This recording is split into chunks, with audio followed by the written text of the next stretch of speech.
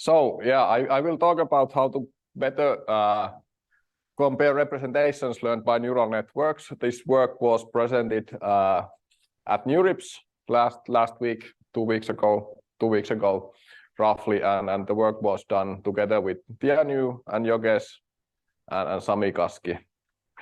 And we have here fortunately Tianyu today, who can answer questions about technical details if needed.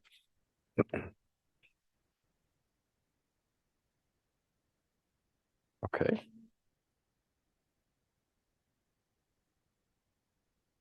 For some reason, the slides have frozen, so I'll just restart. Okay, now it works. Yeah.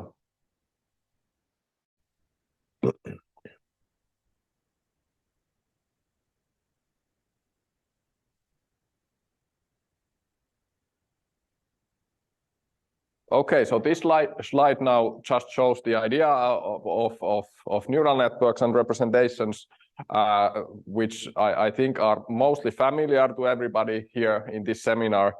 But nonetheless, the idea is that you have here in the first layer, here is a neural network, and in the first layer you have the pixels, which are just like the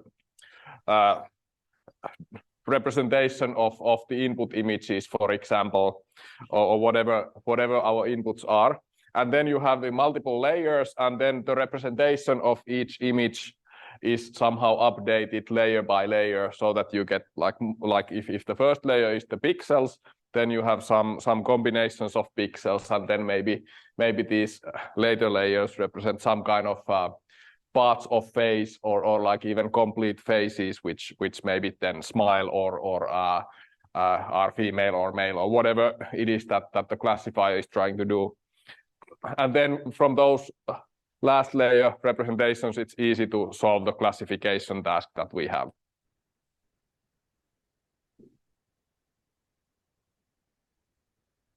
Okay. And still this is now not really working well.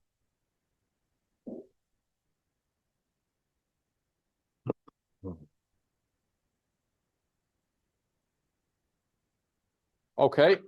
So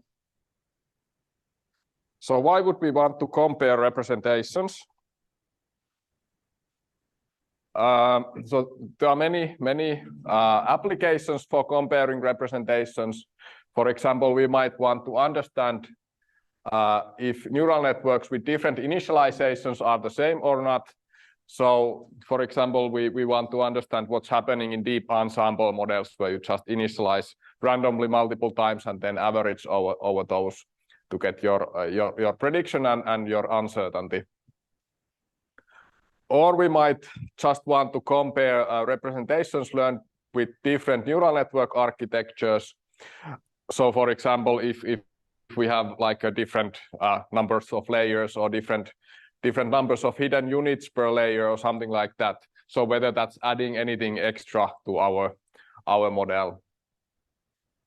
Also, we might want to explore something like whether pre-training of neural networks is really useful.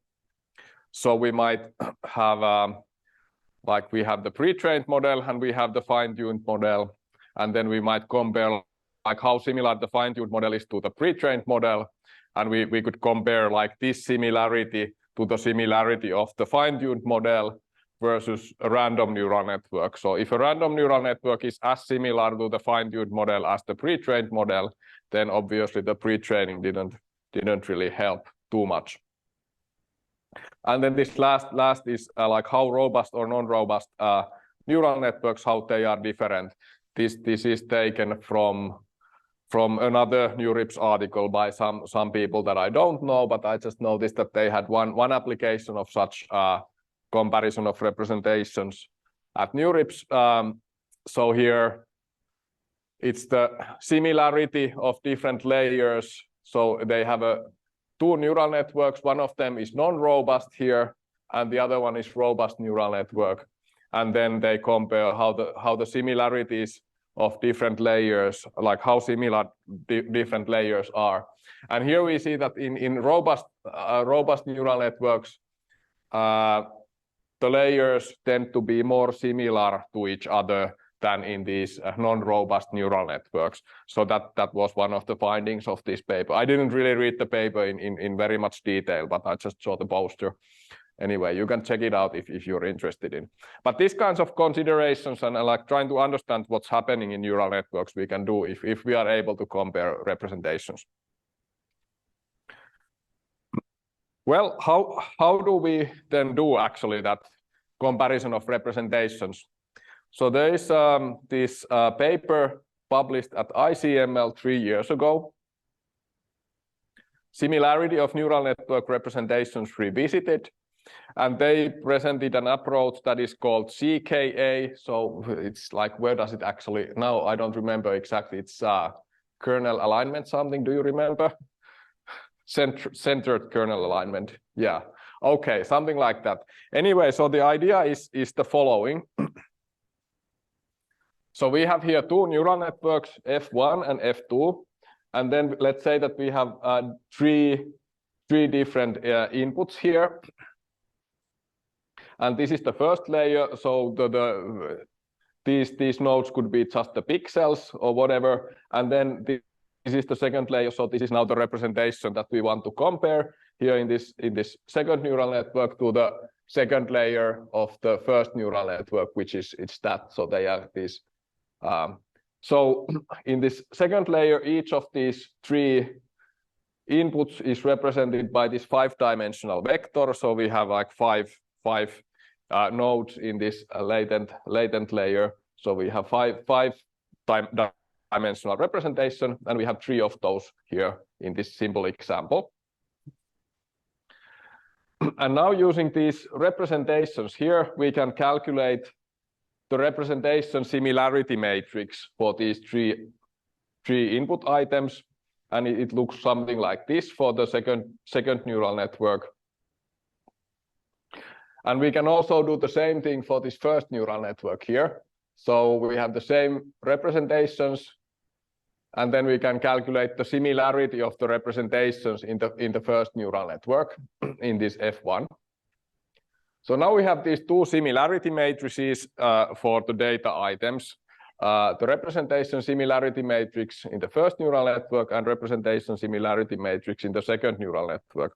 And now we actually want to compare these two with each other so that we would know how similar two neural networks are. So if they learn different similarities for different neural networks, then they are kind of considered similar. I have another demonstration of this on the next slide, which hopefully makes it more clear than what it is here. But in the end, we have these two representation similarity matrices, and then we just have this function S that compares how similar these two neural networks, representation similarity matrices are, and that's kind of the similarity of the networks.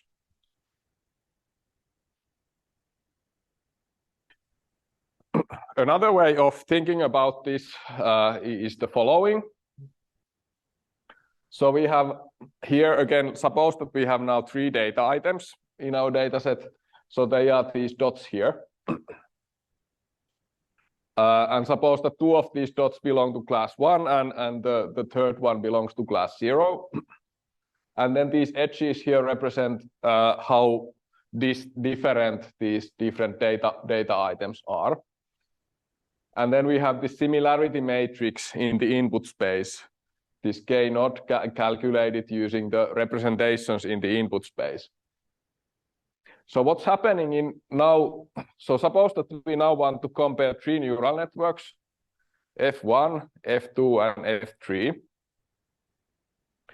So what's happening in each of these neural networks is that these, like when we look at the first layer, and the second layer, and the third layer, so somehow these neural networks are modifying the distances between the data items in the representation space, such that hopefully in the end, in the third layer, well, hopefully if we have trained a classifier, so data items belonging to the same class, they would be close to each other. So in the representation space, because then it's easy to have the final classifier built on top of those those representations. What we see here is that like these different neural networks, they somehow differently modify the relationships between the data items. But when we look at this last layer here, we see that this first neural network and the third neural network actually seem to be quite similar thing, in the sense that these relationships between the data items are rather similar for these two neural networks. Whereas for this second neural network, it seems that the relationships between the data items have changed somehow differently. So in this way, we could conclude that the first and the third neural networks are actually now similar to each other, whereas this second neural network is different from these two neural networks. What else? Yeah, another thing that we see from this figure is that the similarities in the representation space, in the input space, are actually heavily affecting the similarities in the representation space. This means that if you have two data points which are very similar in the input space, then after you pass them through the neural network, they quite often end up being very similar in the representation space. It's not guaranteed, but it's like usually the case that similar data points end up close to each other in the representation space as well. And that's kind of problematic if we want to compare the neural networks, because like the comparison of neural networks, like I explained in the previous slide, is based on the comparison of those representation similarities. And if those are very strongly dependent on the similarities in the input space, then these representation similarities might not really reflect the similarity of the neural networks. And let's have an example about that here. So here we are just comparing two random neural networks using this CKA, which is the kind of existing approach for comparing representations. By the way, if you want to stop me at some point, just like that's fine, and I'm happy to explain in more detail some point. But yeah, so how would this like, first of all, if we have random neural networks, we wouldn't really expect them to be similar. That's the intuition. So let's take a data set which consists of images, and then we can look at some pair of images that look very similar in the input space. So this is now a high similarities pair in the input space. It's high similarity because in the input space, the representation is just the pixel values, and here the pixel values are more or less the same. So it's like dark pixel intensity, like in mostly similar places. Whereas this is like very low similarity pair in the input space, because the pixel values are like extremely different. Here it's like black, whereas here it's like completely opposite. So now if we want to compare these two neural networks, so this is like for the second neural network, if we plot the similarity in the input space here on the x-axis, and then the similarity in the representation space. So as we discussed, they actually, like, similarity in the input space strongly indicates like a similarity in the representation space, and they are like almost perfectly correlated here. And this is for the second neural network, and then for the first neural network, the same applies. So here is the similarity in the input space and similarity in the representation space for the first neural network. And now if we compare the two neural networks here, so here is the similarity in the representation space of the second neural network, and here is the similarity in the representation space of the first neural network. And those two are again still very strongly correlated, giving this CKA score 0.99. So it's almost 1. It's saying that these two random neural networks are almost like exactly the same, essentially. That's what it's saying. So because 1 is the largest value, that like meaning that they are exactly the same. So that doesn't like that was our first finding, that we were like, when we were exploring this a little bit. So this was like very non-intuitive. Why like random neural networks are almost completely the same. And then when we compared in a similar fashion, we compared a model that was pre-trained on images and fine-tuned on another set of images. So we would actually expect them to be at least somehow similar, that they learn at least somehow similar features. So that had the value CKA value 0.95. So that actually some neural networks that we expect to be similar are less similar than completely random neural networks, which was like very non-intuitive here. And the cause of this is exactly this dependence on the input similarities, which affects the similarities in the representation space, and that affects the comparison of the representation similarities. Yes, so we proposed here a fix that is actually, it's a very simple thing, but it improves in basically in all of the, yes, please. This is kind of like the Johnson-Lynch-Strauss lemma that you can randomly project to a low-dimensional result. This is kind of similar, right? On the previous slide. This one. I'm not sure about that. The way I see this is that like the neural networks essentially often are, well, they are continuous. And like when you have a continuous function, so essentially that means that if you have things that are close to each other in the input space, they are kind of forced to be close to each other in the output space. So I think that's how I see it. It's kind of, I haven't thought about it in terms of projections, but I've really myself thought about it rather as like arising from this continuity of the neural network functions. Yes. Okay. So anyway, so what we propose here is this very simple fix. So we simply regress out the confounder from the RSN's representation similarity matrices. The confounder is now the similarity matrix in the input space, which affects the similarity matrices in the representation space. So what's happening here is that this is now the similarity matrix in the representation space of the first neural network in the M1th or whatever layer. And this is now the representation similarity matrix of the second neural network. And then in the original CKA, we would just compare these two representation similarity matrices using the function S. But now here we simply regress out this similarity matrix in the input space, this K0.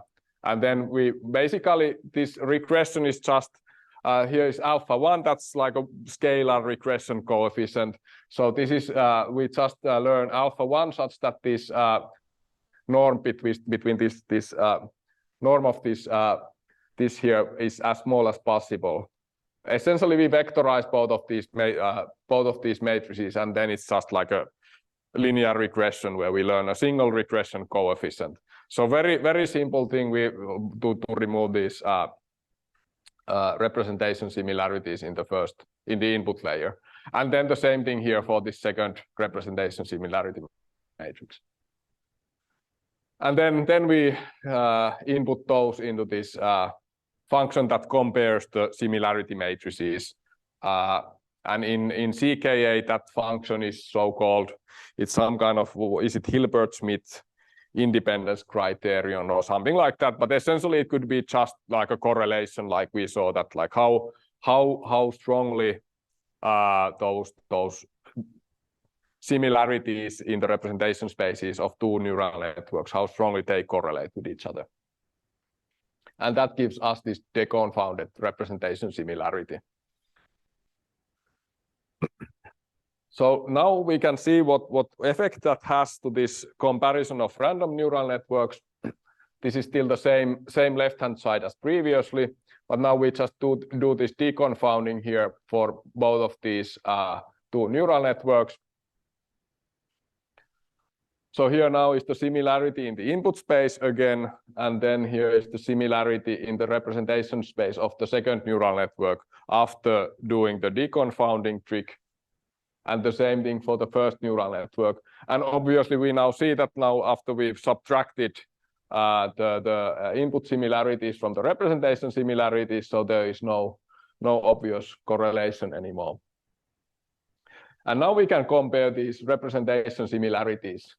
So here is the representation similarity of the second neural network and the representation similarity of the first neural network.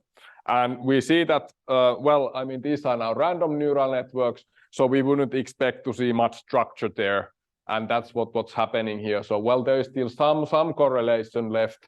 This very simple subtraction with the linear regression model doesn't like fully resolve the problem, but it resolves it to a large extent. So that it's mostly just like a well, like bunch of non-correlated points there. And then this DCKA value is now 0.43. And now if we compare this 0.43 to this DCKA value that we had for the pre-trained versus fine-tuned models, now we see that that is actually, is it on the next slide? Yeah, that's here. So that's 0.72. So we see that like when we compare pre-trained and fine-tuned models, they are more similar than two random neural networks, which kind of makes perfectly sense. And that's what we would expect. And that's what we didn't get with the existing metric. Yeah, I'm skipping this one. Just some very obvious theoretical properties of these similarity measures in general, which already the earlier versions have, and our method also has the same properties. So this DCKA is invariant to orthogonal transformation as long as this similarity K, this kernel that compares the data items, is invariant to orthogonal transformation. And then DCKA is also invariant to isotropic scaling as long as we use a linear kernel. So essentially these are just saying that if you compare two neural networks, as long as the representation in the representation space, the only thing that matters is, for example, the distances between data points. Then you can kind of rotate the representations or scale them, and then it doesn't really change the, well, it's kind of, the two neural networks are considered to be the same as long as these kind of operations don't affect. I mean, as long as kind of there is this invariance in this respect, yes. And it's quite obvious to see, because here, like in this comparison, these kernel matrices are the only thing that's taken as input. So as long as this kernel here is giving the same values, then obviously this will be the same. And then the scaling disappears when we compare those representation similarities matrices. I think this S function involves some kind of normalization where the scaling disappears. Okay, that's all. Now I just have some results left. And this was also something that we did in the very beginning and didn't get very good and sensible results. And so that's why we wanted to actually develop these methods in the first place. This experiment was related with transfer learning using models trained with language. So we had a pre-trained model trained on a data set which contains, I think it contains like 100 languages, sentences from 100 languages, and most of those sentences anyway were from English, as far as I understand. So what we see here is, and then okay, so we had this pre-training domain, and then we fine-tuned that pre-trained model to different specific languages. So we fine-tuned this generic model that can, in principle, 100 languages. We fine-tuned it to English, Spanish, Polish, and Russian using data sets from just those languages. And this here figure shows the similarity of these fine-tuning data sets to the pre-training data set, such that we see here that this English fine-tuning data set is most similar to the pre-training data set. And that's kind of sensible because in the pre-training data set, most of the sentences were English anyway. And then on the other hand, this Russian fine-tuning data set was least similar to the pre-training data set where, well, most of the sentences were English. So now we would like to understand after fine-tuning how similar the fine-tuned model is to the pre-trained model. So if we use the CKA, which is the old like existing method, we actually see here is the just like the block in the neural network, and here is the similarity using this existing similarity measure. So we see that the Russian fine-tuned model is actually most similar to the pre-trained model, which is like exact opposite to what we would expect, because this Russian fine-tuning dataset is the least similar to the pre-training dataset. So we would really expect that if your like pre-training and fine-tuning domains are quite similar, then the pre-training and fine-tuning models should be similar. But that's like complete opposite that we see here. So the English dataset, which is most similar to the pre-training domain, it's here among the least similar, like the fine-tuned model for English is among the least similar to the pre-trained model, which again doesn't make too much sense. But then when we do this simple trick, this deconfounding trick, and look at the DCKA similarity instead of the original similarity, we see, as we would expect, that, for example, the English fine-tuned model is most similar to the pre-trained model here.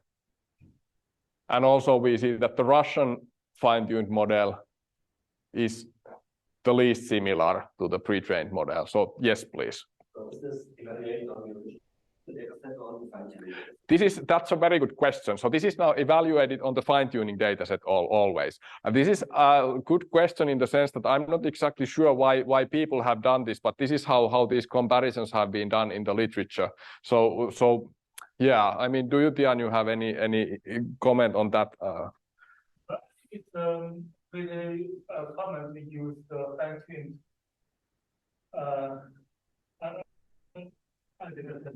the implementation, because there is like forgetting behavior in tuning, and they create the original data set. We can't actually think and the transport model can become typical implementation on the original data set. Now that's the main reason why people are using the function. Yeah, I think that makes sense. So that, yeah, I'm not sure. Hopefully it was audible all the way to Kumpula. Okay. I think I just have a few more slides of results. I've now consumed my half an hour, so I can maybe I'll take this one and then I'll stop. Yeah, I mean, I can stop immediately as needed, but I'll take this one still. So then we had a bunch of other experiments and showing the properties of this new metric, and it's like always, it performed similarly or improved. In most of the examples, it improved at least somehow. So here we compared the neural network similarity as obtained from our method with the accuracy of the neural networks in corrupted datasets, like out of distribution datasets. So the intuition here is that similar neural networks should have similar prediction accuracy, like that's what you would expect to see. And now how we studied this is that we trained 50 models FI with different random initializations, so they are like now somehow similar or different to each other. And then we have 19 corrupted data sets. So we trained the model in CIFAR 10 data set, and then we trained the prediction accuracy in these 19 corrupted CIFAR, is it now 10C data sets. So there is this data set of corruptions. And we compare so F star is always the most accurate model in that one particular corruption. And then we compare the distance between each of these Fi and the F star. So like distance, basically distance from each of the individual models to the best model. So this S is similarity, and 1 minus similarity is the distance. So this is the distance between models in terms of our metric. And then this is this difference of accuracies like of this Fi compared to F star. So we essentially will like order the models based on their distance from the best model, and then we order the models based on their accuracy difference to the best model, and then see how correlated those are. And then we do this with both ways, calculating the similarity using the original CKA and then using our method dCKA. And this is just showing how much that correlation between those two quantities improved when we switched from CKA to dCKA. So we see that on the x-axis there are all the 19 corruptions, and on the y-axis is the amount of improvement. And we see that it's always improving. I think this line shows like the amount of random variation. So it's in most cases it's kind of improving above that random noise. And if we look at the corruption type where the improvement was the largest, it's this red one. It's this contrast corruption. So here, well, basically, I think this is the original image and this is the corrupted image. And we see that these look very different now. So we conclude that if the corruption makes makes the images very different or is like very far from the original ones, then our method is improving the results quite a bit. On the other hand, if we look at this one corruption where our method improved the least across the common baseline, so it's this zoom blur corruption. So we see that this is still quite similar to that original, and that's why it didn't maybe improve so much. So we see that this is kind of, we see the improvement whenever we study the prediction accuracy in datasets which are very different from the initial dataset. And that makes sense also because now we are removing the impact of the dataset by doing that regressing out of the input similarity structure. Yeah. Okay, that's all. Yeah. Any questions or discussion? Yes, please.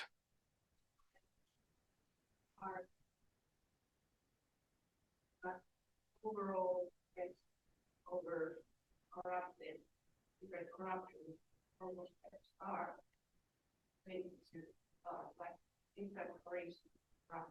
Yeah, so this is good question. So this is now the best. So we have like best for each corruption. Yes.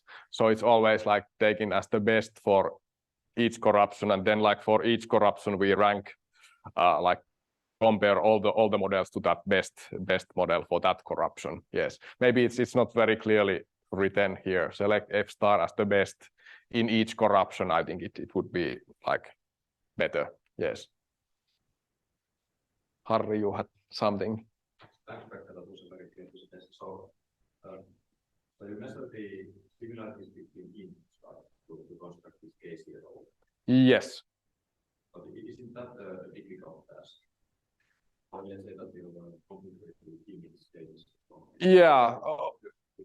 that's a very good question. So what we really do here is very simple. It's just like you take the pixel representations, and it's just the inner product of those pixel vectors, like a very simple. Yeah, it's. That here in one pixel and then that here in another. Yes, to some extent, yes. So like here we see that these are now very similar just because their pixel intensities are like black. Even though here you have a frog and here you have, I don't know if that's a dog, that's actually a dog. Yes. So these are now just similar because the pixel intensities are very similar, and that doesn't really have anything to do with the contents of the image. Yes.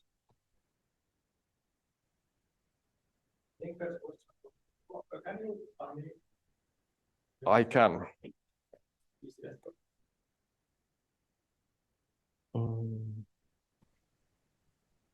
Okay.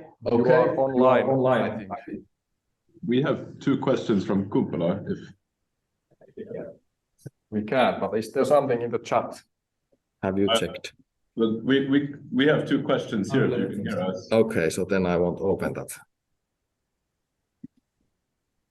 Yeah, so if you can hear us, then... Can you hear us, or should Yeah, so at least if somebody is in Kumpula and wants to say something, I believe we should be hearing you now, but I'm not sure. How about now? I don't know. You are responding, but you're not confirming that you can hear us. I don't know if you can hear us. Is it possible? Just checks the sound on that side. Yes, Harry, go ahead. Of course. Have you tested these with sort of Maybe we have to try. Yeah. models or also with like VA type of techniques? I think here we had only, so we had only language data and we had this image data. And we had only like supervised tasks. We didn't really have unsupervised or this kind of VA type models. But I don't see any problem why we couldn't do this exact the same thing for comparing representations in latent space or in somewhere else. And that would actually be even quite interesting to do.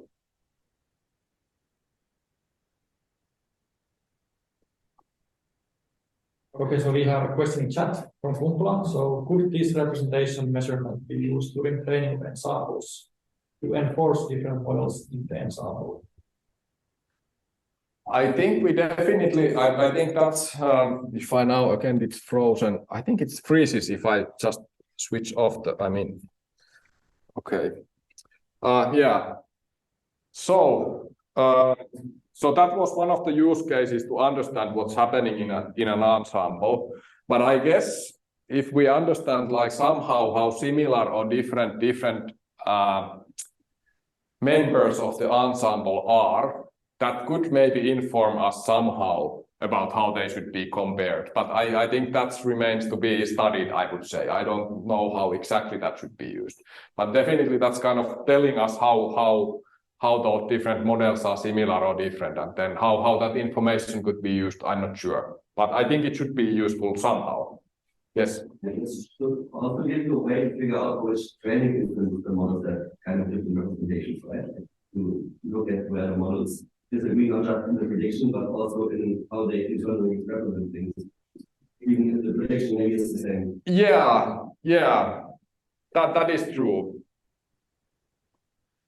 Yeah, of course, these are now calculated using like the whole set of representations for like, and then this is kind of the similarity of the similarity matrices. So just to compare the representations of a single data item in different neural networks, you maybe don't need this. I'm not sure. Do you have, Tianyu, any good comments to this? Because if we only compare the representation for one data point, we need to make sure the architecture is part of the thing. So otherwise, they may have like different dimensions. Yeah, that's a good point. So can we even do that like for one data point, or is this applicable? This is probably not applicable as such because this is really based on the representation similarity matrix, and that doesn't exist for one data point only. And that's I think that's like the cool thing about this is that it doesn't. I mean, you can't really compare, for example, layers with different numbers of nodes and these kinds of things, because then the only thing that matters is the similarity of the data points. So you could compare layers within the same model then. Definitely, you could. So I think here even again, I think this is now stuck for whatever reason. Can I somehow get back to that?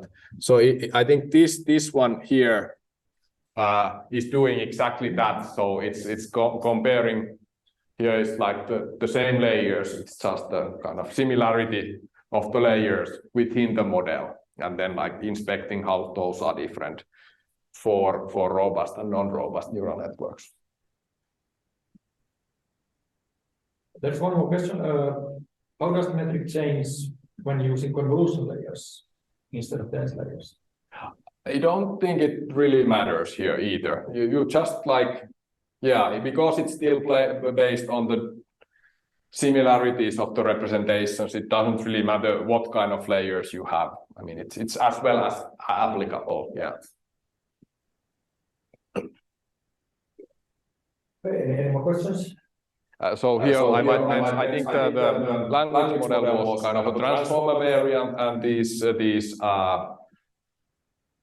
image models that we used probably were some CNN variants, although I didn't do those analysis, but I believe so, yeah. Although I think nowadays everybody's using transformers even with images, it seems. Okay, thank you. I guess we can then conclude and thank the speaker. So Thanks.